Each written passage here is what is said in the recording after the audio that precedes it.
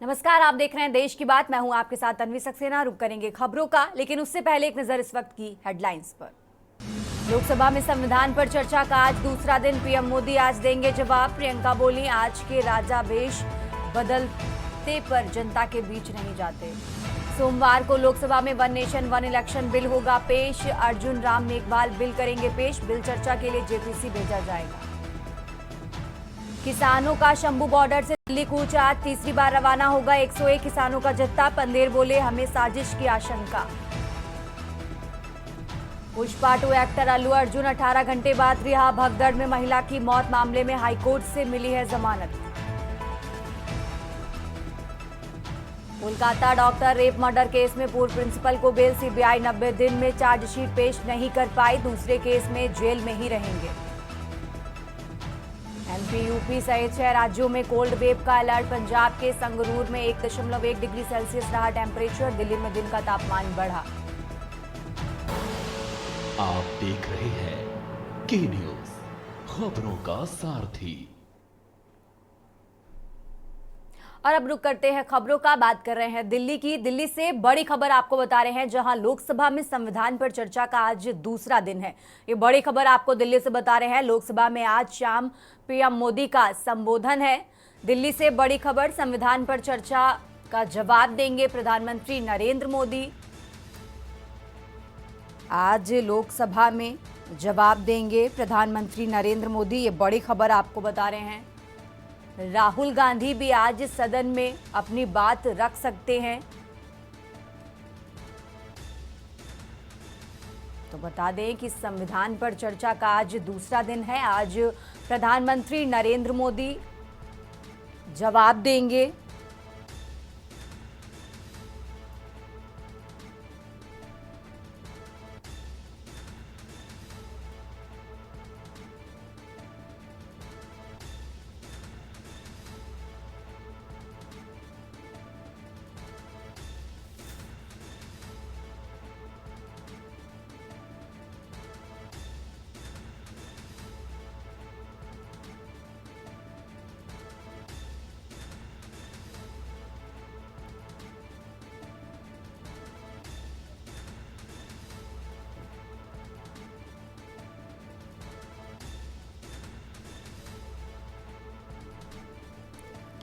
तो ये बड़ी खबर आपको दिल्ली से बता रहे हैं, जहां आज लोकसभा में संविधान पर चर्चा का जवाब देंगे प्रधानमंत्री नरेंद्र मोदी। और साथ ही राहुल गांधी भी आज सदन में अपनी बात रख सकते हैं।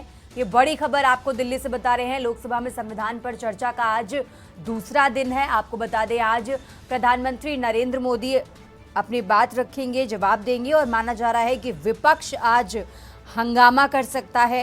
ये बड़ी खबर आपको बता रहे हैं।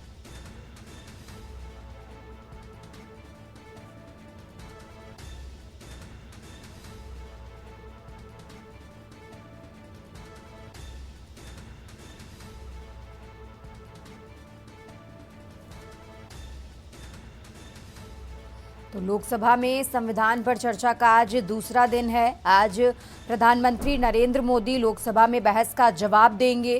ये बड़ी खबर आपको दिल्ली से बता रहे हैं। और साथ ही राहुल गांधी भी आज सदन में अपनी बात रख सकते हैं। दिल्ली से अहम जानकारी आपको बता रहे हैं, जहां लोकसभा में संविधान पर चर्चा का आज दूसरा दिन है। आज प्रधानमंत्री नरेंद्र मोदी जवाब देंगे। और साथ ही राहुल गांधी भी आज सदन में अपनी बात रख सकते हैं, ये भी जानकारी मिल रही है।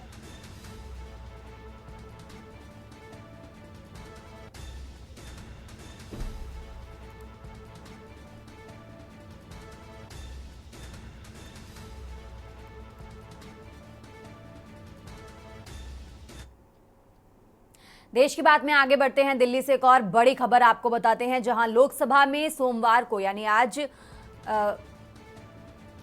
माफ कीजिएगा, सोमवार को बिल पेश होगा। दिल्ली से बड़ी खबर आपको बता रहे हैं, one nation one election bill पेश होगा।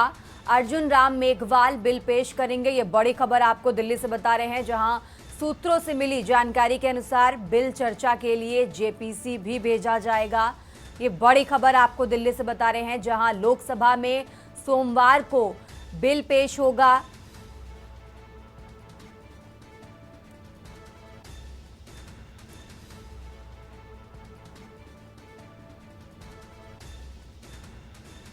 तो सोमवार को लोकसभा में one nation one election bill पेश किया जाएगा और चर्चा के लिए जेपीसी में भेजा जाएगा। ये बड़ी खबर आपको बता रहे हैं, जहां कानून मंत्री अर्जुन राम मेघवाल इस बिल को पेश करेंगे।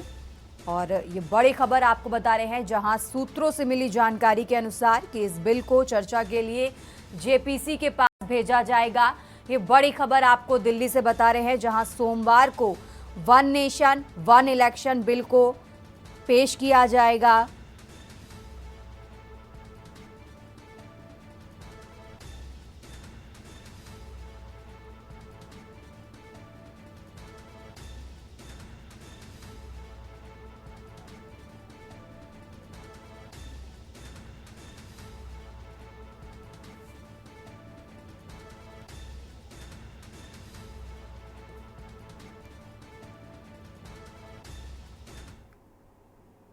खबरों में आगे बढ़ते हैं, बात कर रहे हैं दिल्ली की। दिल्ली से एक और बड़ी खबर आपको बता रहे हैं, जहां डीपीएस स्कूल को बम से उड़ाने की धमकी। डीपीएस आरके पुरम समेत कई स्कूलों को मिली धमकी। सुबह 6 बजे फायर विभाग को धमकी भरी कॉल आई। ये बड़ी खबर आपको दिल्ली से बता रहे हैं, जहां सुबह 6 बजे फायर विभाग को धमकी भरी कॉल आई। दिल्ली पुलिस और फायर ब्रिगेड की टीम मौके पर पहुंची। ये बड़ी खबर आपको राजधानी दिल्ली से बता रहे हैं, जहां दिल्ली में डीपीएस स्कूल को बम से उड़ाने की धमकी। डीपीएस आरके पुरम समेत कई स्कूलों को धमकी मिली है। राजधानी दिल्ली से अहम जानकारी आपको बता रहे हैं, जहां सुबह 6 बजे फायर विभाग को धमकी भरी कॉल आई, जिसके बाद दिल्ली पुलिस और फायर ब्रिगेड की टीम मौके पर पहुंची। राजधानी दिल्ली से अहम जानकारी आपको बता रहे हैं, जहां डीपीएस स्कूल को बम से उड़ाने की धमकी।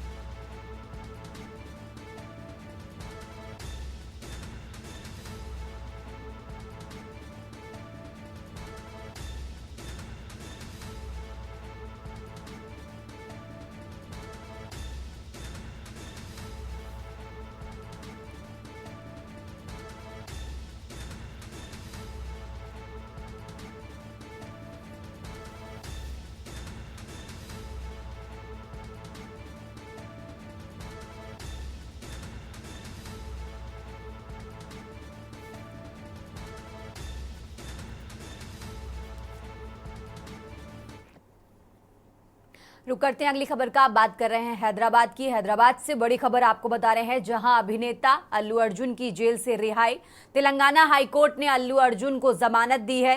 ये बड़ी खबर आपको हैदराबाद से बता रहे हैं। अभिनेता अल्लू अर्जुन जमानत पर बाहर आए। चंचलगुडा जेल के दूसरे गेट से बाहर निकले अभिनेता अल्लू अर्जुन। ये बड़ी जानकारी आपको हैदराबाद से बता रहे हैं, जहां अल्लू अर्जुन को 4 हफ्ते की अंतरिम जमानत मिली। संध्या थिएटर में भगदड़ मामले में ये गिरफ्तारी हुई थी और अब ये बड़ा अपडेट आपको बता रहे हैं, जहां उन्हें जमानत मिल गई है। ये बड़ी जानकारी आपको हैदराबाद से बता रहे हैं, जहां अभिनेता अल्लू अर्जुन को जेल से रिहाई। तेलंगाना हाईकोर्ट ने अल्लू अर्जुन को जमानत दी है। ये बड़ी खबर आपको बता रहे हैं, जहां अभिनेता अल्लू अर्जुन जमानत पर बाहर आए। संध्या थिएटर में भगदड़ मामले में ये गिरफ्तारी हुई थी और ये बड़ी जानकारी आपको हैदराबाद से बता रहे हैं, जहां अभिनेता अल्लू अर्जुन जमानत पर बाहर आए हैं।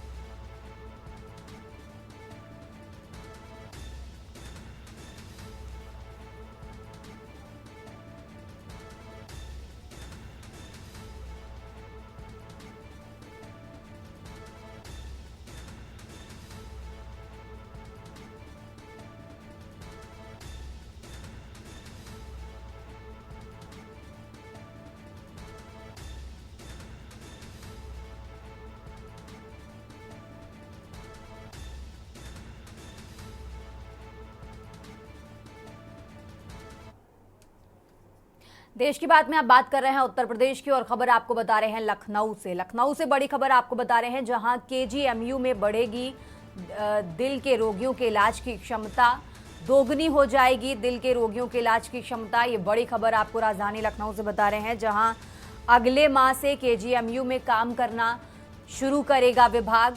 अगले माह से कार्डियोलॉजी विभाग का नया भवन शुरू करेगा। नए भवन में आईसीयू की बेड की क्षमता आपको बता दें 84 से 180 हो जाएगी। ये बड़ी खबर आपको राजधानी लखनऊ से बता रहे हैं, जहां नए भवन में आईसीयू के बेड की क्षमता 84 से 180 हो जाएगी। अगले माह से कार्डियोलॉजी विभाग का नया भवन शुरू करेगा।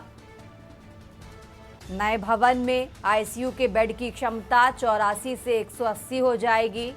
लखनऊ से बड़ी खबर आपको बता रहे हैं, जहां केजीएमयू में बढ़ेगी दिल के रोगियों के इलाज की क्षमता, दोगुनी हो जाएगी दिल के रोगियों के इलाज की क्षमता।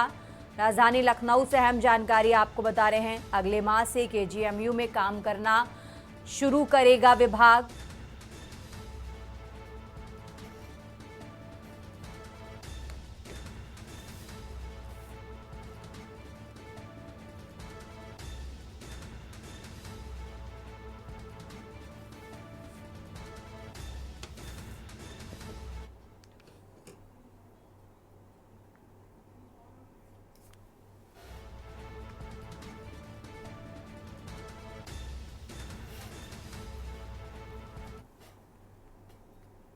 खबरों में आगे बढ़ते हैं। लखनऊ से एक और बड़ी खबर आपको बता रहे हैं, जहां एसजीपीजीआई का 41वां स्थापना दिवस आज मुख्य अतिथि सीएम योगी आदित्यनाथ शामिल होंगे। ये बड़ी जानकारी आपको लखनऊ से बता रहे हैं, जहां इस कार्यक्रम में डिप्टी सीएम ब्रजेश पाठक भी शामिल होंगे और साथ ही स्वास्थ्य राज्य मंत्री मयंकेश्वर शरण सिंह मौके पर मौजूद रहेंगे। ये बड़ी जानकारी आपको लखनऊ से बता रहे हैं, जहां 11 बजे मुख्यमंत्री योगी कार्यक्रम में शिरकत करेंगे। राजधानी लखनऊ से अहम जानकारी आपको बता रहे हैं, जहां इस कार्यक्रम में डिप्टी सीएम ब्रजेश पाठक भी शामिल होंगे। 11 बजे सीएम योगी कार्यक्रम में शिरकत करेंगे। साथ ही स्वास्थ्य राज्य मंत्री मयंकेश्वर सिंह भी इस कार्यक्रम में शामिल होंगे। लखनऊ से बड़ी खबर आपको बता रहे हैं, जहां एसजीपीजीआई का 41वां स्थापना दिवस आज और इस कार्यक्रम में मुख्य अतिथि के तौर पर उत्तर प्रदेश के मुख्यमंत्री योगी आदित्यनाथ शामिल होंगे। साथ ही इस कार्यक्रम में डिप्टी सीएम ब्रजेश पाठक भी शामिल होंगे। स्वास्थ्य राज्य मंत्री मयंकेश्वर शरण सिंह मौजूद रहेंगे। करीब 11 बजे का समय जब इस कार्यक्रम में शिरकत करेंगे सीएम योगी।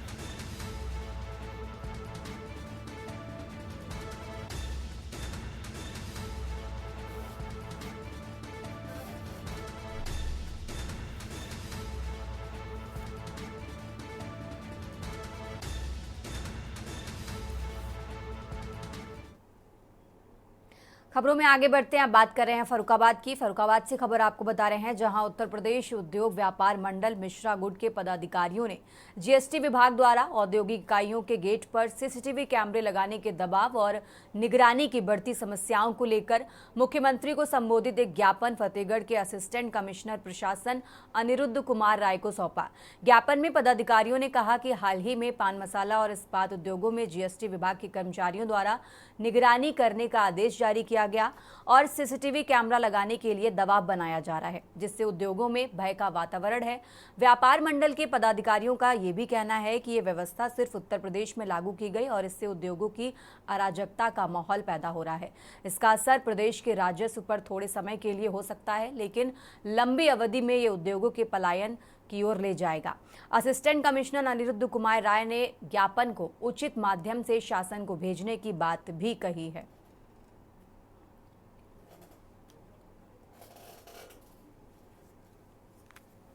में प्रमुख सचिव ने व्यापारियों के लिए, जो व्यापारी पान मसाले काम कर रहे हैं, जो तंबाकू का काम कर रहे हैं या जिनकी बड़ी बड़ी फैक्ट्रियां हैं, उनके लिए ये कहा है कि वो अपने मेन गेट पे कैमरा लगवाएं और कैमरे का लिंक हमारे अधिकारियों से रहेगा।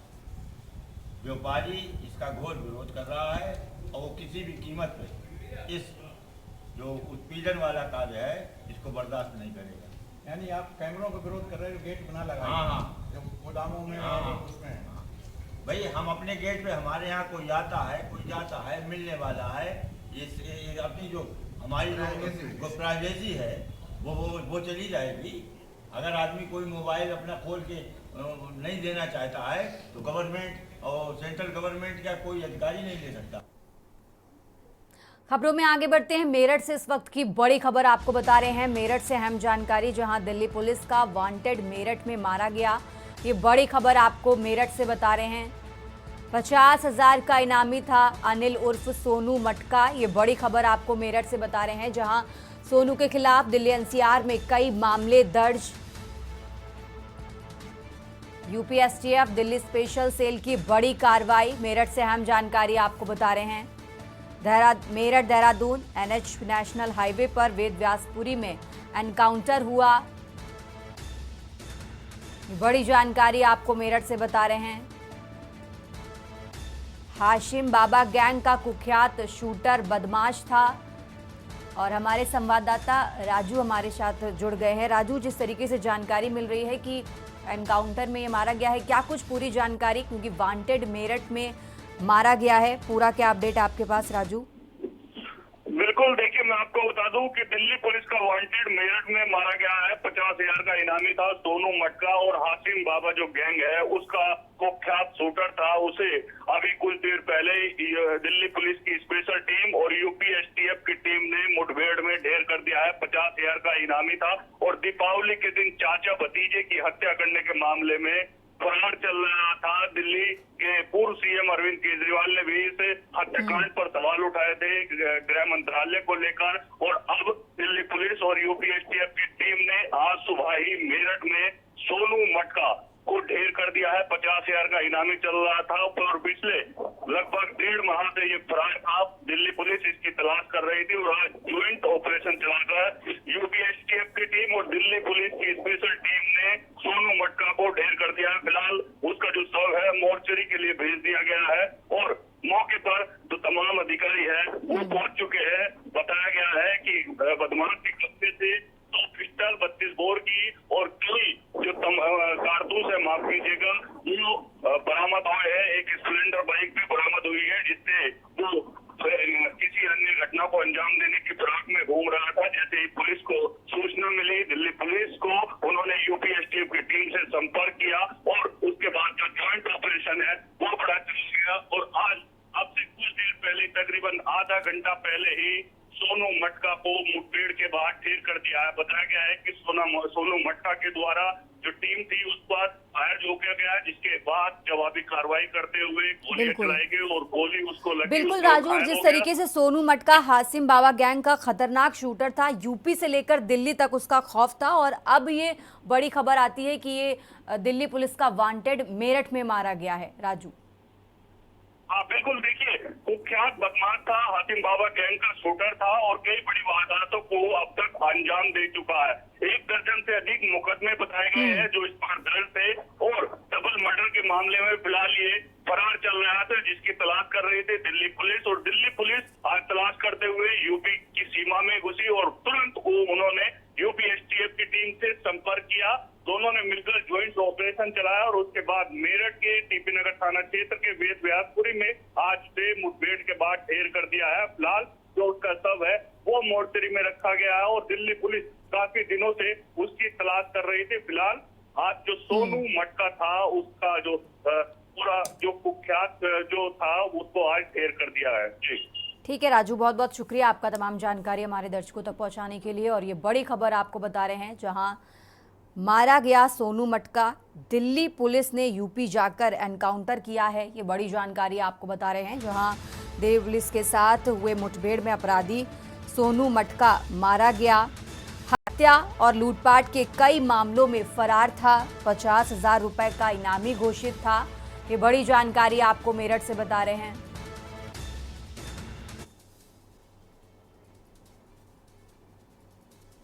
यहां रुकेंगे एक छोटे से ब्रेक के लिए, जल्द हाजिर होंगे। देश की बात में एक बार फिर से हाजिर हैं, रुक करते हैं खबरों का। बात कर रहे हैं अमरोहा की। अमरोहा से बड़ी खबर आपको बता रहे हैं, अमरोहा से अहम जानकारी आपको बता रहे हैं, जहां पशु तस्करी, लूट, गौकशी करने के 4 अपराधी को माफिया घोषित किया गया है। ये बड़ी खबर आपको बता रहे हैं। एसपी के निर्देश पर पुलिस कार्रवाई कर रही है। डिडौली पुलिस की कार्रवाई से अपराधियों में खौफ। ये बड़ी खबर आपको अमरोहा से बता रहे हैं। एसपी के निर्देश पर पुलिस कर रही कार्रवाई। डिडौली पुलिस की कार्रवाई से अपराधियों में खौफ। अमरोहा से अहम जानकारी आपको बता रहे हैं, जहां चारों आरोपियों के खिलाफ संगीन धाराओं में दर्जनों मुकदमे दर्ज हैं। डिडौली कोतवाली हरीश वर्धन सिंह ने कार्रवाई की। अमरोहा से बड़ी खबर आपको बता रहे हैं, जहां पुलिस की शातिर अपराधियों पर कड़ी कार्रवाई। पशु तस्करी, लूट, गौकशी करने के 4 अपराधियों को माफिया घोषित किया है। एसपी के निर्देश पर पुलिस कर रही कार्रवाई। डिडौली पुलिस की कार्रवाई से अपराधियों में खौफ। एसपी के निर्देश पर कार्रवाई कर रही पुलिस। ये बड़ी खबर आपको अमरोहा से बता रहे हैं, जहां डिडौली पुलिस की कार्रवाई से अपराधियों में खौफ। चारों अपराधियों के खिलाफ संगीन धाराओं में दर्जनों मुकदमे दर्ज हैं। ये बड़ी खबर आपको अमरोहा से बता रहे हैं, जहां डिडौली पुलिस की कार्रवाई से अपराधियों में खौफ। पुलिस की शातिर अपराधियों पर कड़ी कार्रवाई।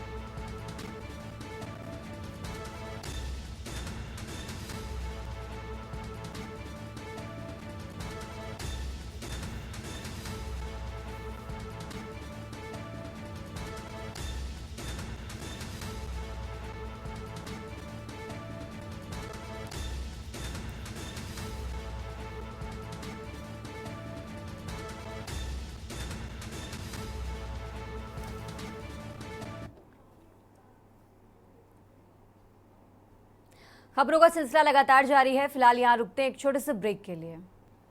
ब्रेक से वापस आ चुके हैं, रुक करते हैं खबरों का। फरीदाबाद स्थित ओरिएंट फैन कंपनी में एक कामगार की लिफ्ट से गिरने के कारण दर्दनाक मौत हो गई। इस पूरी घटना का सीसीटीवी फुटेज भी सामने आया है, जिसमें कामगार लिफ्ट में माल लोड कर रहा था, तभी अचानक लिफ्ट चल पड़ी और वो उसमें फंस गया और लटकते हुए नीचे गिर गया, जिसमें अस्पताल ले जाया गया, जहां उसकी मृत्यु हो गई। पुलिस ने लिफ्ट को सील करके जांच शुरू कर दी है कि हादसे का कारण क्या रहा है। पुलिस के अनुसार मृतक का नाम अनिल थापा था, जो ठेकेदार के मार्फत यहां पिछले 6 महीने से काम कर रहा था। सेक्टर 7 के चौकी इंचार्ज ने बताया कि कामगार अनिल थापा पिछले 6 महीने से ठेकेदार के मार्फत यहां काम कर रहा था और लिफ्ट में सामान ले जाने के लिए उसमें लोड कर रहा था, तभी अचानक लिफ्ट चल पड़ी और वो नीचे गिर गया, जिससे अस्पताल में ले जाया गया और उन्हें अस्पताल से सूचना मिली तो वहां मौके पर पहुंचे, लेकिन तब तक उसकी मौत हो चुकी थी। ये धक्का दे दिया।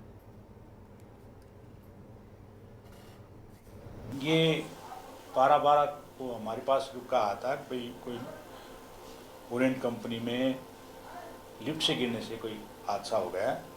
फिर हम रुका आया था सेक्टर 8 की ESI से। बाद में पता चला, ESI से पता चला है कि उसको रेफर कर दिया है।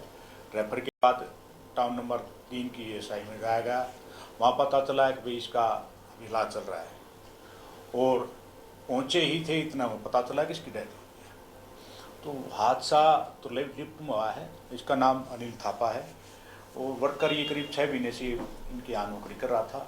ये एक हाथ कंपनी में जो अपनी ओरिएंट कंपनी है, इसमें अनिल थापा जी हैं जो कार्य करते थे। कॉन्ट्रैक्टर कंपनी ने ये अपने कॉन्ट्रैक्टर रखा हुआ था, जिसके अंतर्गत ये अपने काम करते थे यहाँ पे, और ये अपना यहाँ पे नीचे गोडाउन में काम कर रहे थे। तो लिफ्ट में लोडिंग कर रहे थे अपने एक उसके साथ। तो जब ये लोडिंग कर रहे थे लिफ्ट में तो एकदम से ये करीबन दोपहर की बात है, 1:42 की। तो जब ये लोड कर रहे थे तो तभी लिफ्ट अपने आप स्टार्ट हो गई। देश की बात में अब बात कर रहे हैं बिहार की। बिहार में स्टार्टअप की दिशा में अहम बदलाव हो रहे हैं। बिहार स्टार्टअप पॉलिसी 2017 में पेश की गई थी, इसे दोबारा 2022 में शुरू किया गया। पॉलिसी में उद्यमियों को शुरुआती आर्थिक मदद, काम करने की जगह और मार्गदर्शन देना शामिल है। ये रिपोर्ट देखिए। बिहार में स्टार्टअप की दिशा में अहम बदलाव हो रहे हैं। बिहार स्टार्टअप पॉलिसी 2017 में पेश की गई थी, इसे दोबारा 2022 में शुरू किया गया। पॉलिसी में उद्यमियों की शुरुआती आर्थिक मदद, काम करने की जगह और मार्गदर्शन देना शामिल है। इस नीति के तहत 10,000 से ज्यादा आवेदन मिल चुके हैं और 51 करोड़ 27 लाख रुपए बांटे जा चुके हैं। IIT पटना में बी हब और इंक्यूबेशन सेंटर जैसी पहल के जरिए पूरे देश से नए सुझाव और प्रतिभाओं को आमंत्रित किया जा रहा है। एक अप्रूवल हुई है जो बाद में उसकी नीतियां विभाग द्वारा बनाया जाएगा, लेकिन हमारे यहाँ भी बहुत बड़ा मार्केट है। अगर आप बिहार को ही देखेंगे, चाहे वो सरकार स्तर पर प्रोक्योरमेंट हो या इंडिविजुअल स्तर पर हो, तो बहुत बड़ा बिहार एक बहुत बड़ा बाजार है हमारी जनसंख्या को देखते हुए। तो अब जो इकाइयाँ यहाँ स्थापित होंगी उनको भी एक अश्योर्ड मार्केट मिला रहेगा कि यहाँ अगर वो कोई चीज़ प्रोड्यूस करते हैं तो आप बिहार के बाहर भी भेजें, लेकिन बिहार में भी आपके उत्पाद को परचेज किया जाए। बिहार में कामयाब स्टार्टअप की मिसालों में एक है IIT बॉम्बे के पूर्व छात्र प्रखर कुमार सिंह। फ्लो नाम का उनका उद्यम MSME को डिजिटल सुविधा देता है। उनके उद्यम को बिहार स्टार्टअप पॉलिसी के तहत 10 लाख रुपए का अनुदान, दफ्तर की जगह और जरूरी सलाह दी गई। अब फ्लो का टर्नओवर 3 करोड़ रुपए है। फ्लो से लोगों को रोजगार मिल रहा है और ये बिहार में उद्यमशीलता की संभावनाओं को दुनिया के सामने ला रहा है। When we saw कि बिहार का ecosystem is such a vibrant ecosystem, so at that time basically we shifted our focus towards Bihar and tested basically कि कैसा है ecosystem यहाँ का। And at that time हमें जितना अच्छा response मिला from the government and from all the startup Bihar team from different institutions like CIMP, IIT Patna, so वो ecosystem का जो एक feel था, that was pretty good and that's why we started our office in Bihar itself. Bihar में startup का माहौल उद्योगों को नया आकार देने और सामुदायिक विकास में उद्यमियों की मदद कर रहा है। सरकारी समर्थन और मजबूत बुनियादी ढांचे के साथ बिहार अब विकास की राह पर आगे बढ़ रहा है।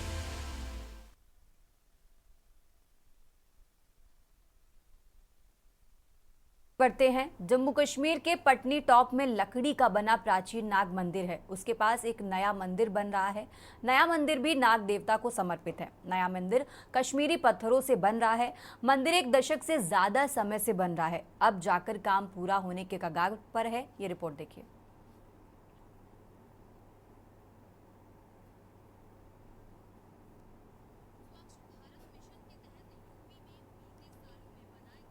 शौचालय व मूत्रालय अब खंडर के टूट गए हैं और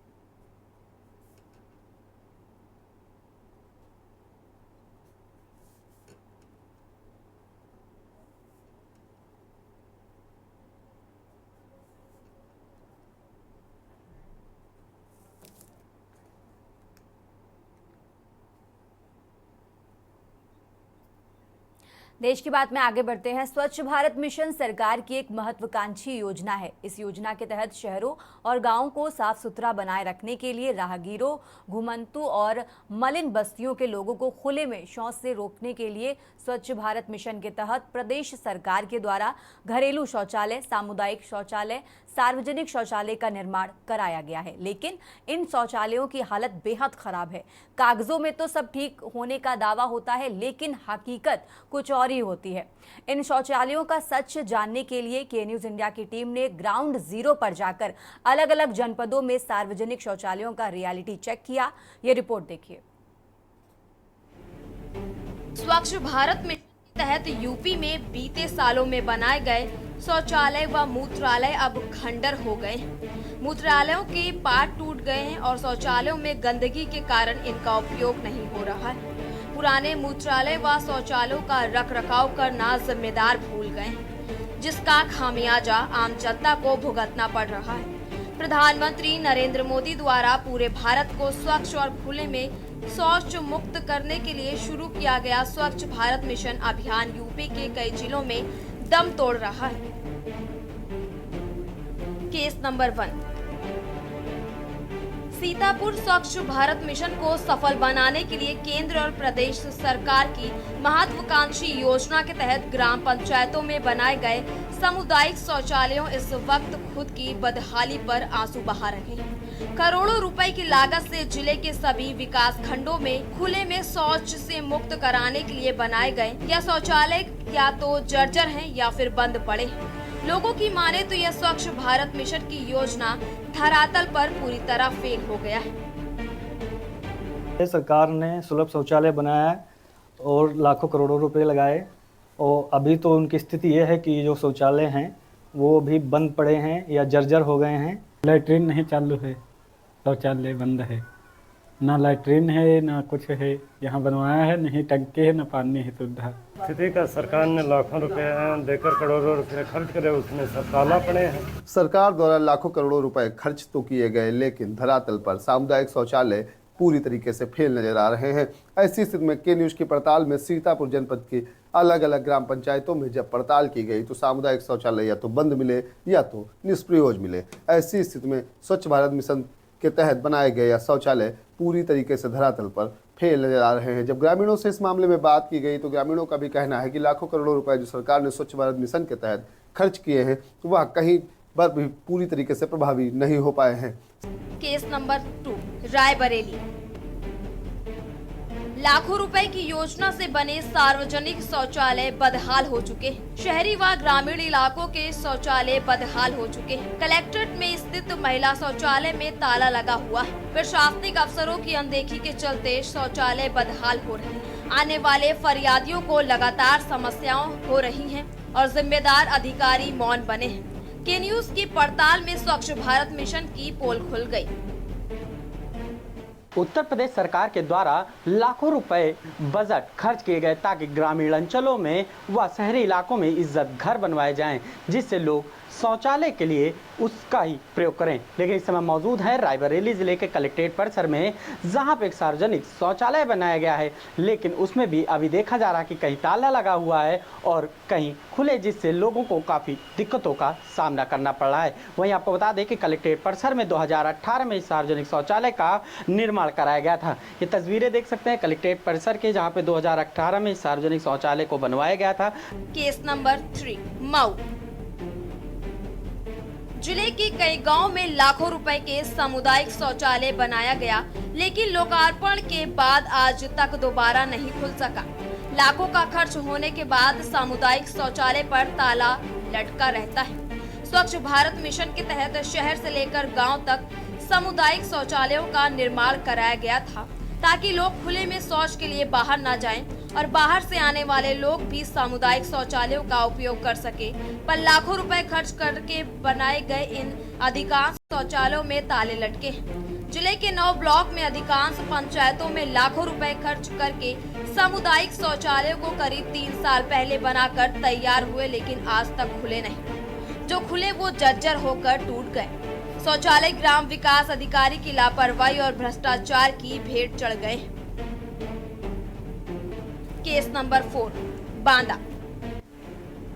जिले में ग्रामीण लोगों की सुविधा के लिए 2020 और 21 में सभी ग्राम पंचायतों में लाखों रुपए की लागत से बने सार्वजनिक शौचालय आज सफेद हाथी बन गए। के न्यूज की टीम ग्रामीण क्षेत्रों में बने सार्वजनिक शौचालय का रियलिटी चेक करने ग्राउंड जीरो पर पहुंची, जहां ज्यादातर शौचालय बंद और कर्मचारी नदारद मिले। गाँव में लाखों रुपए की लागत से सामुदायिक शौचालय बनाए गए, लेकिन सीएम द्वारा ऑनलाइन लोकार्पण के बाद आज तक दोबारा नहीं खुले, और खुले भी तो कर्मचारियों की लापरवाही के चलते कंडम हालत पहुंच गए। शौचालय में सीटें टूटी और नल गायब मिले। सरकार हर साल इनके रखरखाव के लिए लाखों रुपए खर्च कर रही है। 9,000 रुपए वेतन में कर्मचारियों को भी रखा गया, लेकिन प्रधान व सचिव मिलकर मेंटेनेंस के लिए आने वाली रकम का बंदर बाट कर दिया।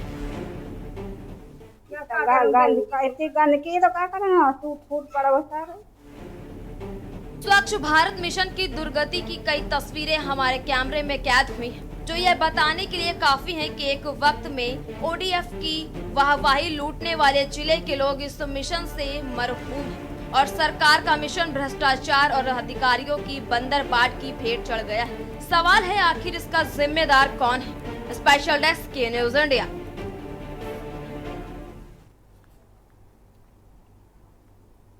चलिए खबरों में आगे बढ़ते हैं। अब बात कर रहे हैं फतेहाबाद की। फतेहाबाद से खबर आपको बता रहे हैं। फतेहाबाद से बड़ी खबर, जहां फतेहाबाद में आज बर्फबारी, बर्फनुमा जमा कोहरा, ये बड़ी खबर आपको बता रहे हैं। जहां ठंड से लोग घरों में दुबकने को मजबूर हुए।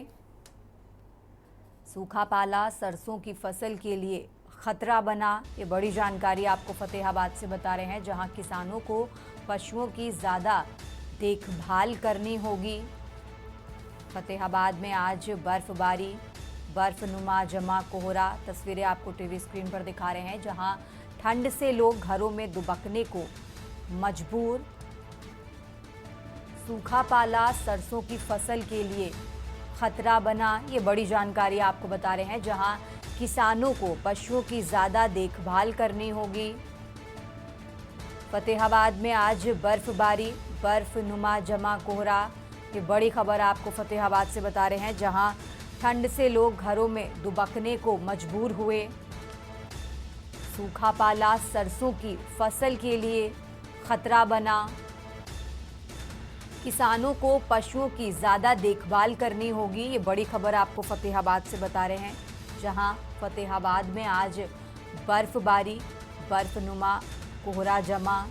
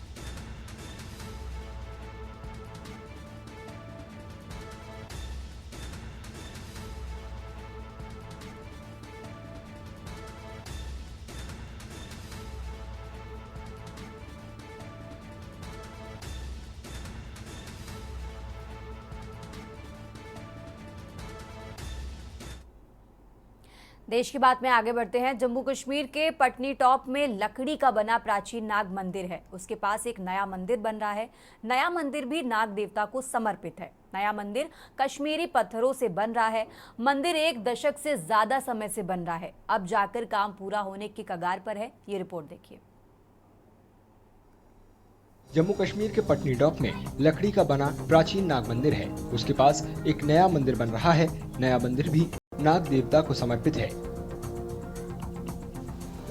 नया मंदिर कश्मीरी पत्थरों से बन रहा है। मंदिर 1 दशक से ज्यादा समय से बन रहा है। अब जाकर काम पूरा होने के कगार पर है। इनका ही मंदिर बन रहा है, लेकिन वहाँ दूसरी स्थापना होगी। मूर्तियाँ वगैरह राजस्थान से मंगवा के रखी है अंदर। कम से कम 1 साल के अंदर इसकी स्थापना हो जाएगी। कितनी देर से ये नया मंदिर का काम चल रहा है? इसका काम, इस मंदिर का काम 15-16 साल से चल रहा है। ये पत्थर श्रीनगर से आता है, बैठा चौक से, और यहाँ के मिस्त्री लोकल हैं, इन मिस्त्रियों ने ये मंदिर बनाया। हम 10 साल से इस मंदिर को काम कर रहे हैं। और ये नाग टेम्पल पुराना वाला मंदिर और है, ये नया मंदिर बन रहा है और अभी ये तैयार होने वाला है। और एक साल 6 महीने इसको लगेंगे। 8 सदी पुराना नाग मंदिर बेहद सम्मानित और कश्मीर की समृद्ध सांस्कृतिक विरासत का प्रतीक रहा है। लोक कथाओं के मुताबिक इसी जगह पर भगवान शिव ने देवी पार्वती से विवाह किया था। 2019 के बाद, एब्रोगेशन के बाद जो टूरिज्म बढ़ा है, उसकी वजह से भी यहाँ बहुत पर्यटन आ रहा है। 1000 से 2000 लोग आते हैं इनके और दर्शन करके जाते हैं इस नाग मंदिर के, जो एक इच्छा पूर्ण मंदिर भी कहते हैं इसे, क्योंकि यहाँ पे लोगों की इच्छाएं पूरी होती है। पटनी टॉप में मनमोहक नज़ारों के बीच नाग मंदिर आध्यात्मिकता, समृद्ध इतिहास और संस्कृति का प्रतीक है।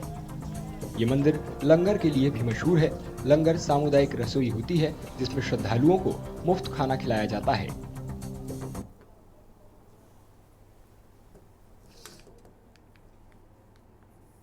और अब आपको सीधा लिए चलते हैं देहरादून, जहां पासिंग आउट परेड चल रही है। आपको तस्वीरें दिखाते हैं। आईएमए की पासिंग आउट परेड की ये तस्वीरें आपको दिखा रहे हैं देहरादून से, जहां 456 युवा सैन्य अधिकारी नजर आ रहे हैं। ये सीधा तस्वीरें आपको देहरादून से दिखा रहे हैं। भारतीय थल सेना को मिलेंगे और ये सीधा तस्वीरें आपको देहरादून से दिखा रहे हैं, जहां 35 युवा सैन्य अधिकारी मित्र देशों को मिलेंगे। सीधा तस्वीरें आपको देहरादून से टीवी स्क्रीन पर दिखा रहे हैं। EVM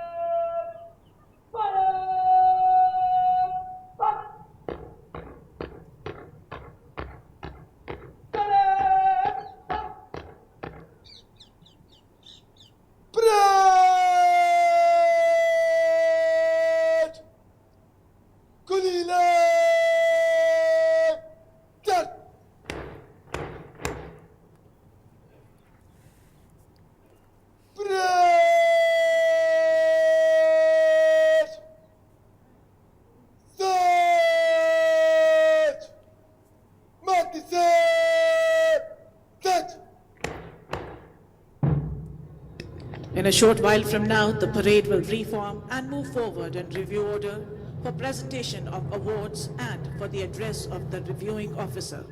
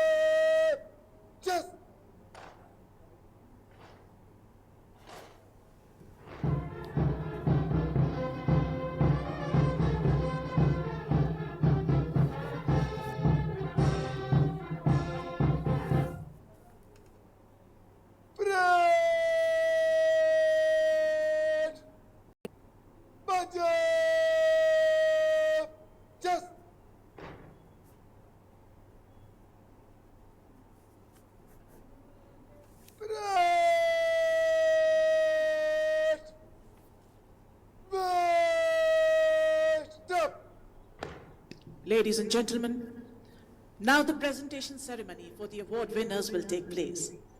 The award winners for Autumn Term 2024 are the Sword of Honor awarded to the Officer Cadet adjudged overall best amongst the passing out course, and the Silver Medal awarded to the Officer Cadet standing second in the overall order of merit of the passing out course.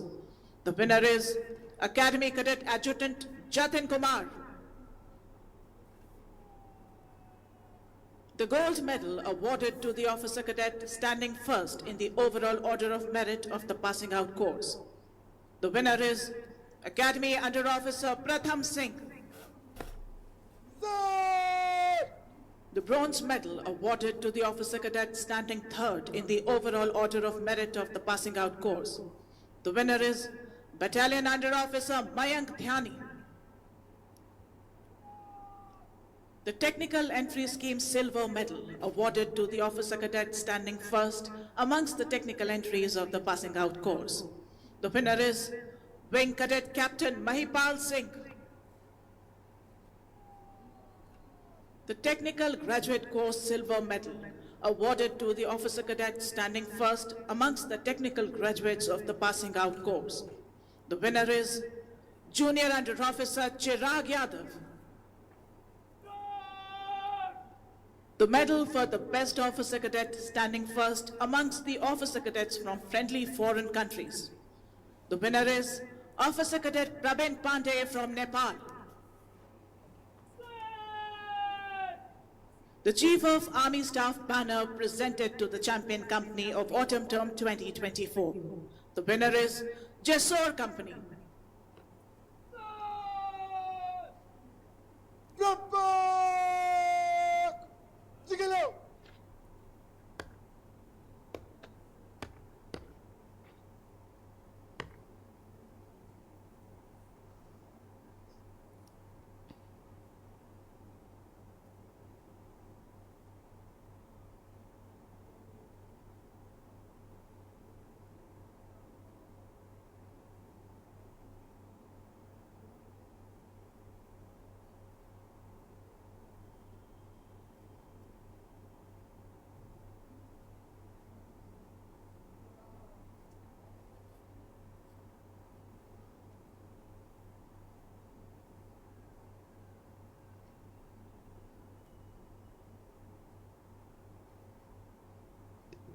If you take your attention towards your left, you will see that the Chief of Army Staff banner is now being returned to the Academy by Junior Under Officer Bharat Sharma.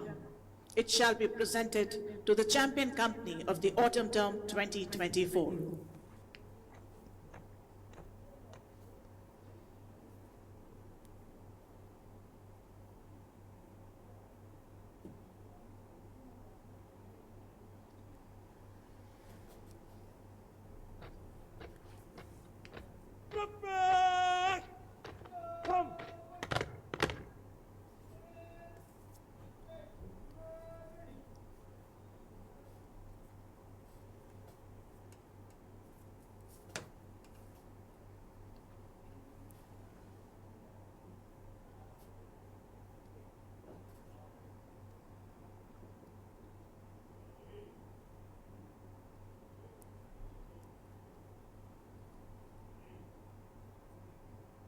तो देहरादून से IMA की passing out parade की तस्वीरें हमने आपको दिखाई। इस bulletin में फिलहाल इतना ही। आप देखते रहिए के न्यूज़ इंडिया।